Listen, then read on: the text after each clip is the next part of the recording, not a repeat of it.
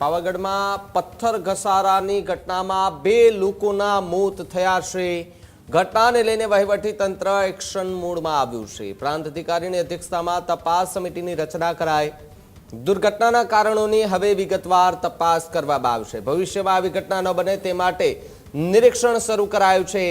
Revenue, માર્ગ, મકાન, police અને ફોરેસ્ટ વિભાગના અધિકારીઓ પણ સર્ચ ઓપરેશનમાં જોડાયા।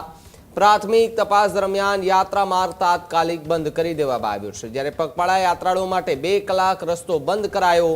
જરૂર જણાશે તો વધુ સમય માટે માર્ગ જે છે તે બંધ કરવામાં આવશે। જ્યારે પાવાગઢ દુર્ઘટના બાદ સુરક્ષા વ્યવસ્થાની સમીક્ષા જે છે તે વધુ શરૂ કરી દેવામાં આવી છે।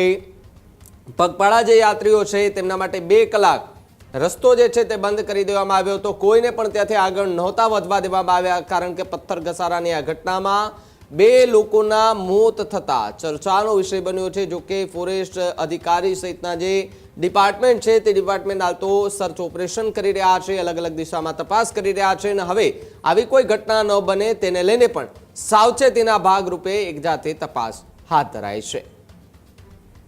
પાવાગઢ ખાતે રાત્રે 116 mm જેટલો એક સાથે વરસાદ ખાબકતા ત્યાં પથ્થરો થોડા ધસી પડવાની ઘટના બનેલી હતી। એ દરમિયાન જે યાત્રાળુઓ પગપાળા જઈ રહ્યા હતા એ પૈકી 6 યાત્રાળુઓ ત્યાં એક આડસનો ટેકો લઈને ઊભેલા હતા અને એ દરમિયાન પથ્થરો પડતા 2 જણાનું મૃત્યુ ગયું છે અને 4 જણાને ઈજા થયેલ છે।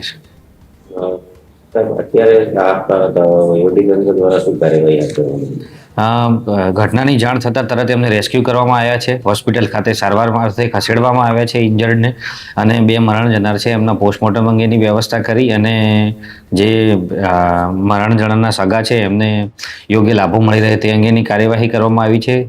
સાથે સાથે પાવાગઢના સમગ્ર રૂટનું ઇન્સ્પેક્શન માટે એક ટીમ બનાવવામાં આવી છે, જેમાં રેવન્યુ, આરએનબી, પોલીસ તેમજ ફોરેસ્ટ ખાતાના લોકો સાથે મળી અને આખા રૂટનું ઇન્સ્પેક્શન કરશે। ક્યાંય બીજા આવા કોઈ સેન્સિટિવ પોઈન્ટ્સ હોય તો આઈડેન્ટિફાઈ કરી કરેક્ટિવ સ્ટેપ લઈ અને ત્યારબાદ જ રાબેતા મુજબ યાત્રા શરૂ કરવામાં આવશે।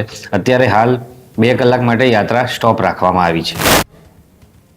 અત્યારે જ ન્યૂઝરૂમ ગુજરાતની યુટ્યુબ ચેનલને સબસ્ક્રાઇબ કરો અને ઇન્સ્ટાગ્રામ અને ફેસબુક પર ફોલો કરો। અપડેટ રહો, સત્યની સાથે રહો।